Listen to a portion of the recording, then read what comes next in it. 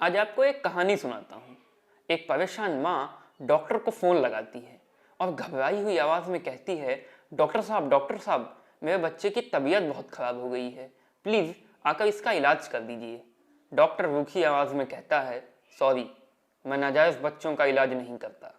सोचिए क्या बीती होगी उस माँ के दिल पर जिसके बच्चे का इलाज डॉक्टर सिर्फ इसलिए नहीं कर रहा है क्योंकि वो बच्चा नाजायज़ है। हमारे समाज में अगर कोई बच्चा नाजायज़ होता है तो ये समाज उसके साथ बुरा व्यवहार करता है, उसकी इंसल्ट की जाती है, उसे और लोगों से अलग समझा जाता है, उसे ताने मारे जाते हैं, उसे नफरत की नज़र से देखा जाता है, जबकि इसमें उसकी अपनी कोई गलती नहीं है। आज मैं आपको एक लड़की की ऐसी ही कहानी सुनाने वाला हूँ और ये लड़की कोई आम लड़की नहीं, बॉलीवुड की सुपरस्टार लेजेंड एक्ट्रेस रेखा है, जिनके साथ उनके आसपास रहने वाले लोग, उनको जानने वाले लोग ऐसा ही व्यवहार किया करते थे। क्यों करते थे वो लोग ऐसा? क्या रेखा सचमुच एक नाजायज़ औलाद है? जानेंगे इस वीडियो में। अगर आप ये समझ रहे हो कि मैं ये मनगढ़ंत काल्पनिक कहानी बनाकर आपको सुना रहा हूँ, तो ऐसा नहीं है। लेखक यासिर उस्मान ने रेखा की ऑफिशियल बायोग्राफी लिखी है, रेखा दी अनटोल्ड स्टोरी। आपको अमेजॉन पे जाकर आप सर्च करिए, मिल भी जाएगी। उस रेखा दी अनटोल्ड स्टोरी नाम की बुक में यासिर उस्मान ने इस बात को लिखा है जो मैं आपको इस वीडियो में बताने वाला हूँ। तो दोस्तों शुरू करते हैं वीडियो। मेरा नाम है शरद, आप देख रहे हैं KBK यानी किस्से बॉलीवुड के, जहाँ मैं आपको बॉलीवुड के किस्से कहानियों से रूबरू करता हूँ।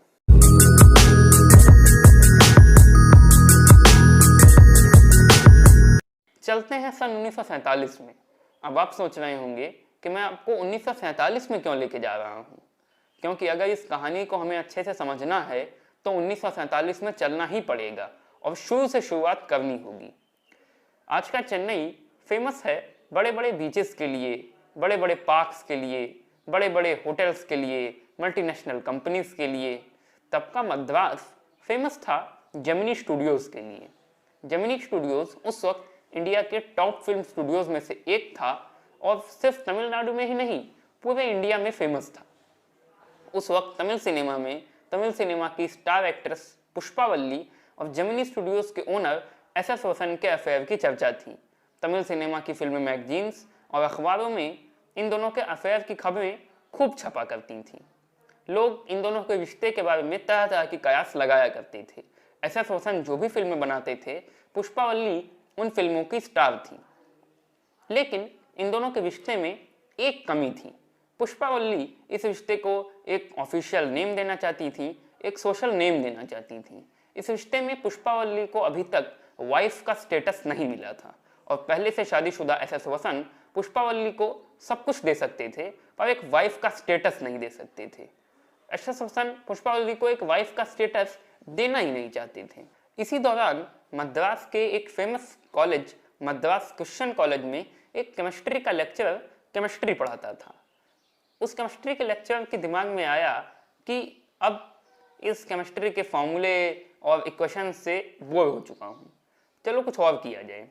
कुछ और करने से उसके मन में आता था फिल्मों में काम किया जाए। इसीलिए उसने केमिस्ट्री के लेक्चरर की जॉब को छोड़ दिया और जेमिनी स्टूडियोज़ को as a production executive join कर लिया।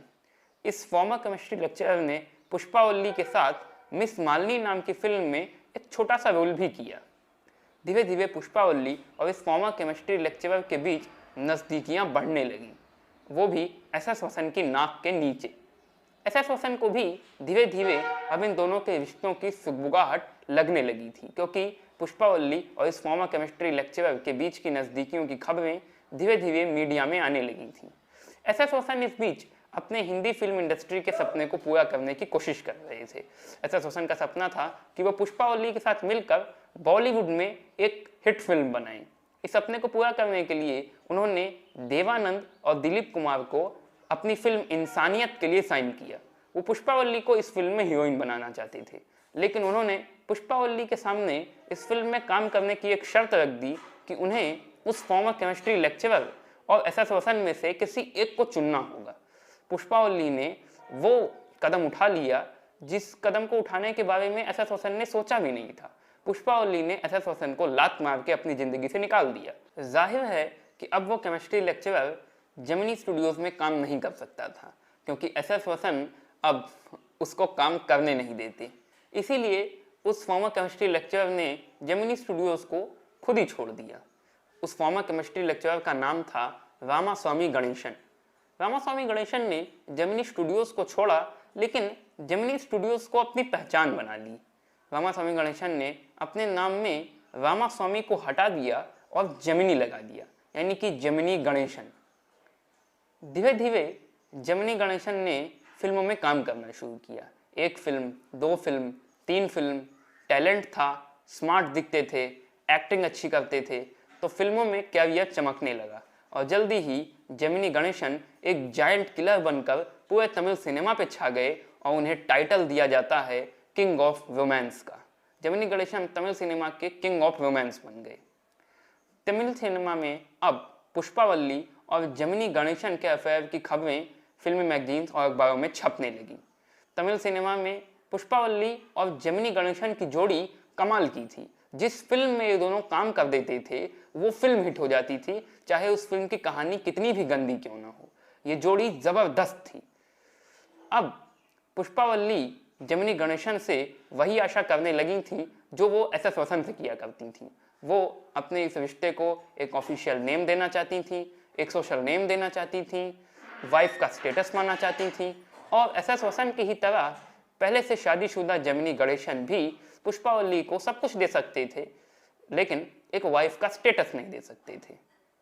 पुष्पावली इस रिश्ते में भी अपनी सिग्नेचर पुष्पावली गणेशन नाम से नहीं कर सकती थी। पुष्पावली की लाइफ में वही कहानी फिर से रिपीट होने लगी थी। इतिहास अपने आप को दोहरा रहा था। पुष्पावली की लाइफ में वही चीज़ें फिर से होने लगी थी जो पहले हो चुकी थी। एस एस वसन की लाइफ में पुष्पावली ने एक अदर लेडी का रोल प्ले किया था और जेमिनी गणेशन की लाइफ में भी वो एक अदर लेडी का ही रोल प्ले कर रही थी। एक ऐसा रोल जिसे ना प्ले करने के लिए ही पुष्पावली ने एस एस वसन को छोड़ा। हो सकता था हिंदी सिनेमा में उनका चमचमाता कैरियर उसे भी छोड़ दिया, लेकिन पुष्पावली जो चाह रही थी उन्हें इस रिश्ते में भी मिल नहीं पा रहा था। अक्टूबर 1954 में पुष्पावली और जेमिनी गणेशन की पहली संतान का जन्म हुआ, एक बेटी जिसका नाम पुष्पावली ने रखा भानुरेखा। भानुरेखा ही रेखा है। फिल्म इंडस्ट्री में आने के बाद रेखा ने अपने नाम से भानु को काट लिया, तो उनका नाम रह गया सिर्फ रेखा।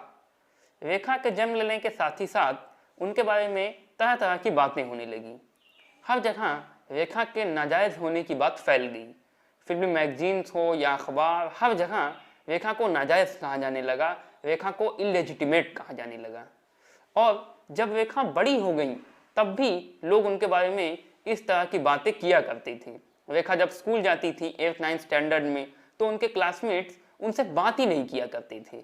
रेखा को उनकी आंखों में अपने लिए अपमान दिखता था जो उनके मन में था।